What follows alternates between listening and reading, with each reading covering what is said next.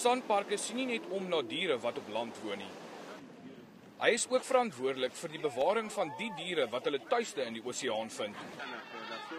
Voël en St. Croix Eiland langs die Oos-Kaapse kus huisves die grootste kolonie Afrika pikkewyne in die suidelike halfrond. Duisende wit malgasse broei ook op Voël Eiland. Op St. Croix Island, as ook op Bird Island, het ons 8700 broeipare Afrika pikkewyne. Dit is omtrent 55% van die populasie in die suidelike halfrond. En as ook hier op Bird Island het ons 98000 broeipare wit malgasse, soos jy agter my kan sien, en hulle maak op omtrent 40% van die populasie. 'n Olielek in die omgewing vroeër vanjaar het meer as 160 pikkewyne se lewens in gevaar gestel. Ons het meer as 100 volwasse pikkewyne van die eilande afgehaal, as ook tussen 60 en 70 pikkewynkuikens.